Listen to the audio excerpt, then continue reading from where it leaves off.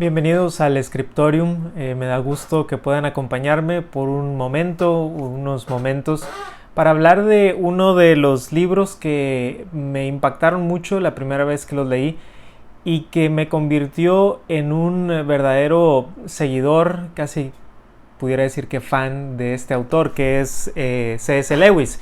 Quisiera leer uno de mis pasajes favoritos de este libro de Mero Cristianismo y comentar primeramente que no recuerdo exactamente cuándo leí este libro por primera vez, pero es un libro que quiero mucho porque lo tengo muy anotado. Y este libro en específico dice noviembre del 2013, tengo una anotación aquí, noviembre del 2013. Entonces no me acuerdo, para ser sincero, si en el 2013 fue la primera vez que lo leí o si es la primera vez que leí esta copia. Pero algo que hago, porque lo escuché una vez del pastor John Piper, que él le ayudaba cuando leía libros, es que vas creando un índice. Entonces aquí en la parte de atrás voy creando un índice de las cosas que me están gustando acerca del libro. Y por ejemplo, por ponerles un ejemplo, puse... definición de la maldad, página 61. Yo lo creo por su autoridad, página 79. El cristiano no es quien no peca, sino uno que puede arrepentirse, página 80. Y así vas creando tú tu propio índice. Y por lo menos así funciona mi mente, que de repente estoy a lo mejor haciendo un sermón o estoy escribiendo algún artículo y me acuerdo que leí algo sobre ese tema en el libro de Mero Cristianismo. Y entonces voy y digo, aquí está. Y entonces lo puedo buscar y lo puedo citar de manera más fácil. Tengo amigos que tienen sistemas muchísimo más elaborados, pero a mí me gusta mucho ser lo más sencillo que puedo. Tratando de pensar cuál sería un buen lugar para leer. Voy a leer una parte del capítulo 3. Que se llama La chocante alternativa. Y antes de leerlo, quiero mencionar algo sobre Lewis, porque es uno de mis escritores favoritos. Y tengo en la parte de allá enfrente de mí mi colección de libros de Lewis. No los tengo todos, pero creo que un buen número de ellos. Y algo que me pasa a mí con Lewis es que siempre que lo leo, me sorprende. Me sorprende muchísimo la manera en que dice las cosas. Pero también a veces estoy completamente en desacuerdo con él. Entonces se tiene que leer con discernimiento. Pero de repente dice cosas de una manera que digo, esta es la manera perfecta de decirlo, de escribirlo, de pensar al respecto. Entonces siempre que leas con discernimiento, Lewis es un excelente escritor. Voy a leer aquí en la edición que yo tengo, en la página 67.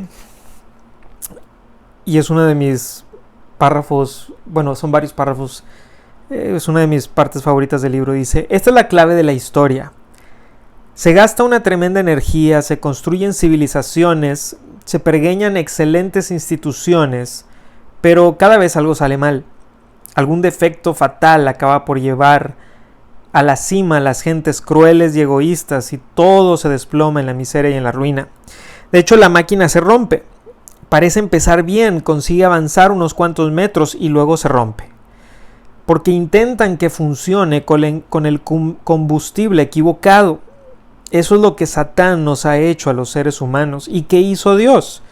En primer lugar nos dejó la conciencia, el sentido del bien y del mal. Y a lo largo de la historia ha habido individuos que han intentado, algunos de ellos con gran empeño, obedecerlo. Ninguno de ellos lo consiguió del todo.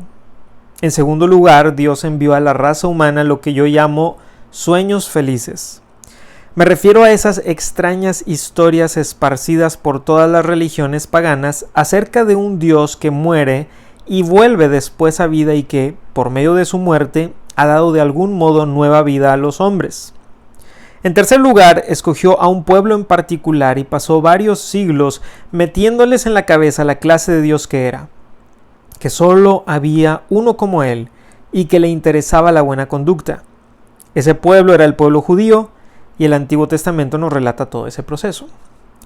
Pero entonces viene lo más chocante. Entre estos judíos aparece de pronto un hombre que va por ahí hablando como si él fuera Dios. Sostiene que él perdona los pecados. Dice que él siempre ha existido. Dice que vendrá a juzgar al mundo al final de los tiempos.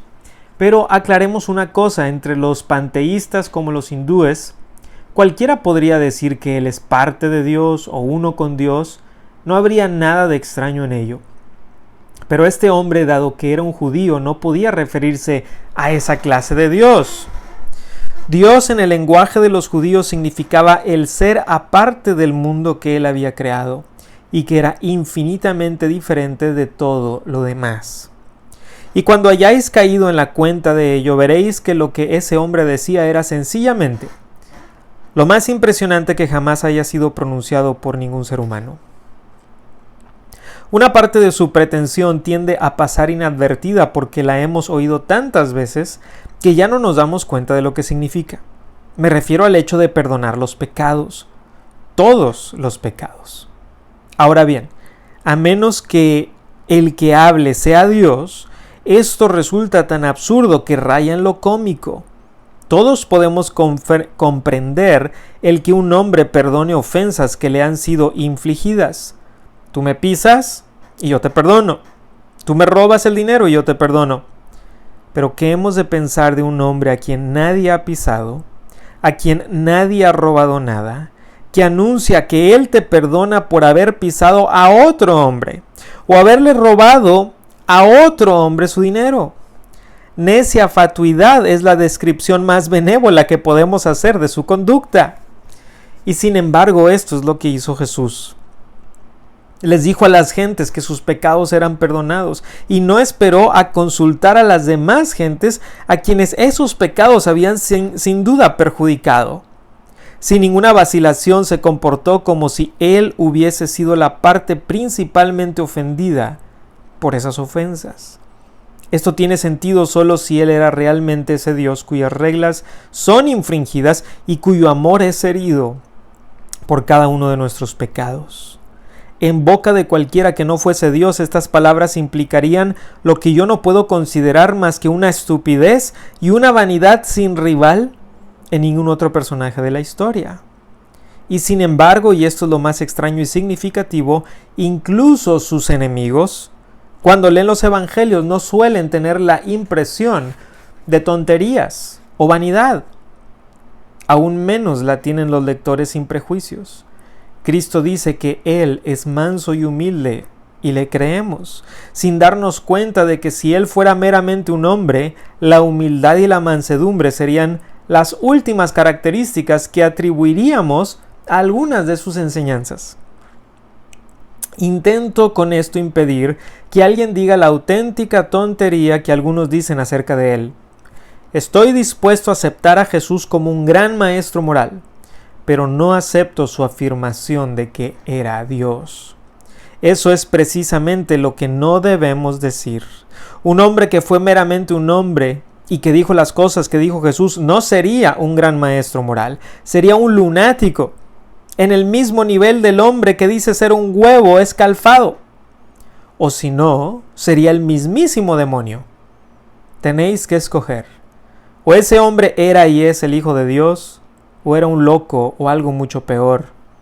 Podéis hacerle callar por necio, podéis escupirle y matarle como si fuera un demonio, o podéis caer a sus pies y llamarlo Dios y Señor. Pero no salgamos ahora con insensateces paternalistas acerca de que fue un gran maestro moral. Él no nos dejó abierta esa posibilidad. No quiso hacerlo. Esa es la razón por la cual todo cristiano tiene que leer Mero Cristianismo de C.S. Lewis y prácticamente cualquier libro de Lewis, porque vas a encontrar párrafos así, con una profundidad y al mismo tiempo con una sencillez. Ahora es verdad que hay algunos libros de Lewis que son muy difíciles de entender. Yo sinceramente Los Cuatro Amores, no sé cuánto del libro habré entendido, pero hay otros como Mero Cristianismo, Cautivado por la Alegría, que es su autobiografía, también es un libro hermoso. Las cartas de Scrutopo son excelentes, aunque en español se llama Cartas del Diablo a su sobrino, no me gusta nada el título. Pero ahí está un pequeño fragmento de mero cristianismo que espero que abra tu apetito para leer uno de los libros que más han impactado la historia moderna del cristianismo. Y gracias por visitarme un momento aquí en el Scriptorium.